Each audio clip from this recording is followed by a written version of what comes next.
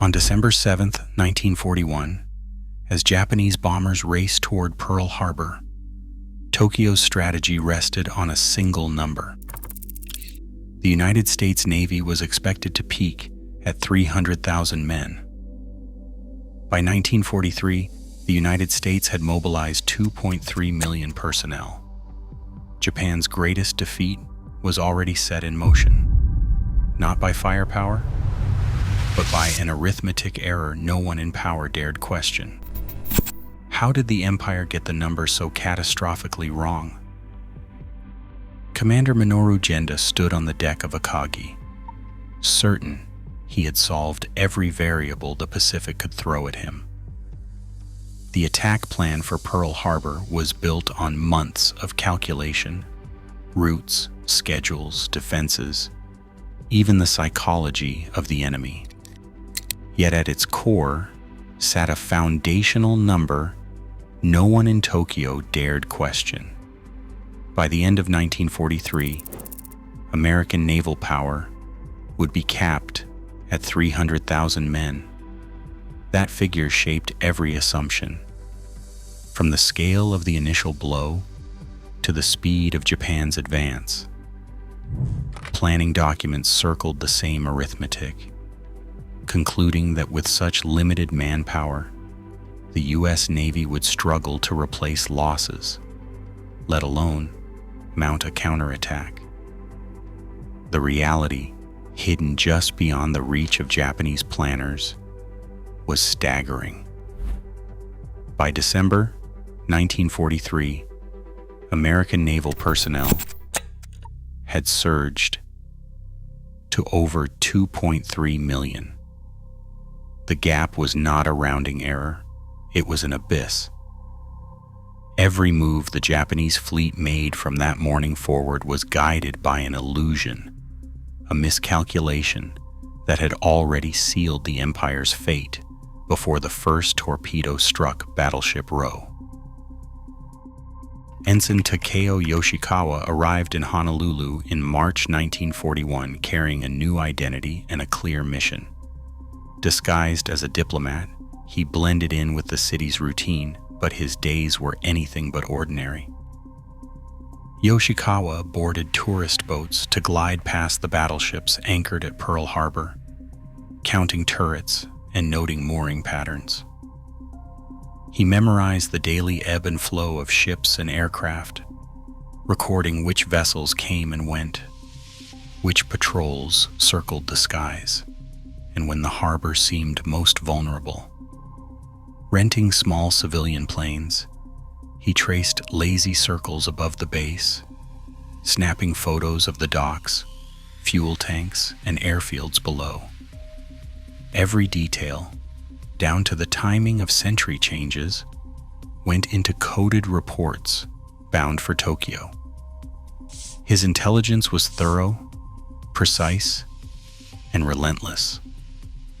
The data painted a living portrait of American strength and routine, offering a rare window into the enemy's preparations.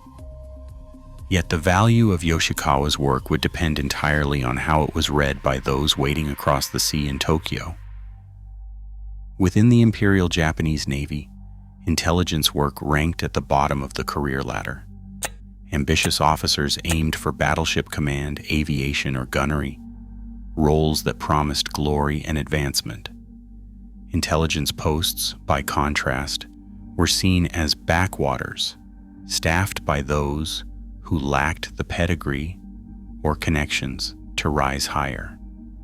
This attitude shaped how information flowed through Tokyo's war rooms.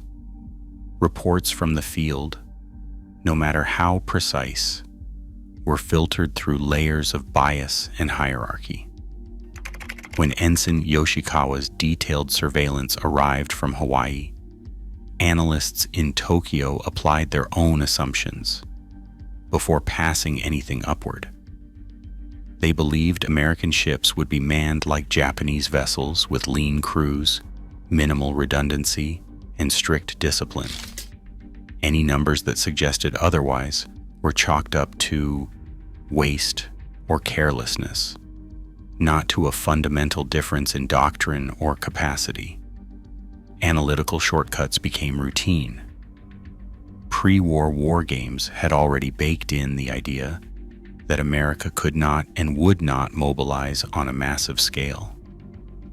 In this environment, even the most accurate intelligence struggled to challenge the prevailing orthodoxy.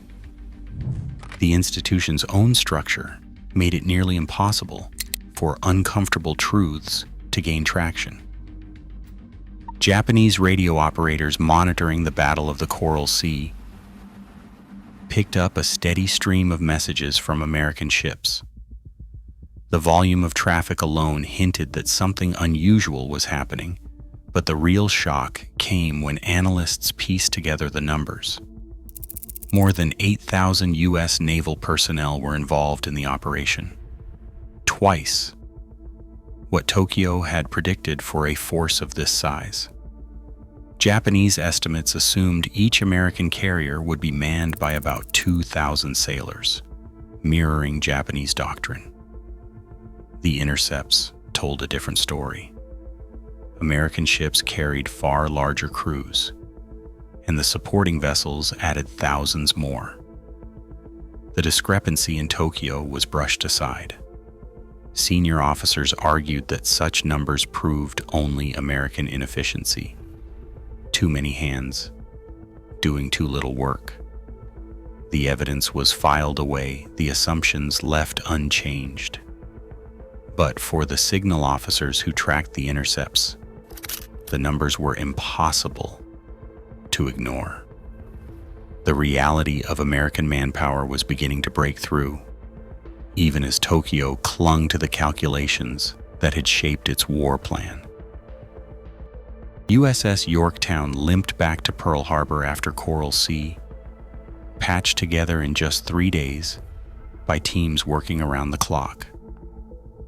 Japanese planners had calculated that such a battered carrier would be out of action for months, if it survived at all.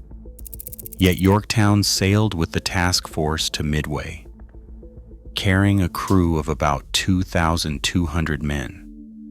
That number alone defied every Japanese expectation.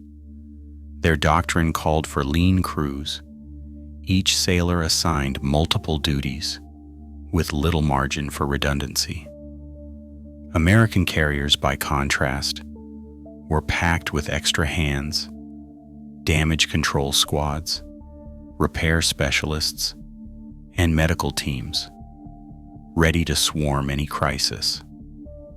When Yorktown took bombs and torpedoes at Midway, those hundreds of extra sailors kept her afloat far longer than Japanese officers thought possible. It wasn't just a matter of bravery or luck. It was a different philosophy of manning, written into every roster. The captured crew lists later confirmed it. Yorktown's complement was 50% larger than Tokyo's best estimates. For Japanese analysts, the numbers on those rosters were more than a surprise. They were a warning that their entire model of American naval power was built on sand. On the black sands of Guadalcanal, American boots hit the shore in numbers that defied every Japanese prediction. Tokyo had expected a small raiding party. Instead, 16,000 Marines stormed ashore, backed by more than 30,000 Navy personnel, handling transports, gunfire support, and logistics. Japanese submarines patrolling the waters radioed home about convoy after convoy, ships lining the horizon, fresh troops and supplies arriving in an endless stream. These reports, dismissed as exaggeration by staff in Tokyo, kept piling up. The scale was impossible to ignore for those who saw it firsthand. Admiral Isoroku Yamamoto, reading the intercepted signals and field reports, recognized the truth. He demanded a full review of U.S. manpower and logistics, warning that Japan was fighting a war it could not win by numbers alone. The evidence was now too large to bury, and the leadership could no longer look away from the arithmetic reality closing in on them. Inside the Navy Ministry, a classified report landed on the minister's desk with a weight that could not be ignored.